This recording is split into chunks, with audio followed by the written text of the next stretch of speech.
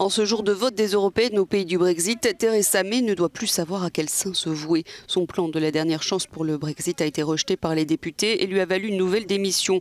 Andrea Leadsom quitte le navire et ce départ n'aide en rien le processus de Brexit. Dans sa lettre de démission, l'ex-ministre en charge des relations avec le Parlement dit ne plus croire que l'approche du gouvernement aboutira. Je soutiens totalement le Brexit depuis 3 ans et je ne pouvais pas, en tant que leader de la Chambre des communes, prendre la parole demain et dénoncer un projet de loi qui, à mon avis, contient des éléments que je ne peux soutenir et qui ne correspondent pas au Brexit. Cette démission était difficile à accepter pour la première ministre britannique qui avait déjà eu une journée très dure à la Chambre des communes. Hier, Theresa May a eu droit à de vives réactions, que ce soit de la part de ses adversaires habituels. Ce gouvernement est trop faible, trop divisé pour sortir ce pays du pétrin qu'il a créé. Je suis sûr que personne ici ne se laissera berner par les propositions de la Première ministre. Ou par les députés de son propre parti conservateur qui mettent en doute l'efficacité de ses décisions.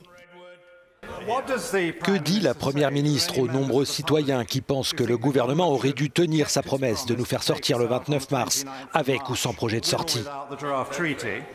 Mais Theresa May reste ferme contre vents et marées. Je n'ai pas changé d'avis quant à la question d'un deuxième référendum. Je crois que nous devrions mettre en place ce pourquoi la population a voté lors du premier référendum qui a eu lieu sur cette question. Le Royaume-Uni fait partie de l'aventure européenne depuis 1973 et si Theresa May doit partir prochainement, on ne sait toujours pas quand et comment aura lieu ce Brexit.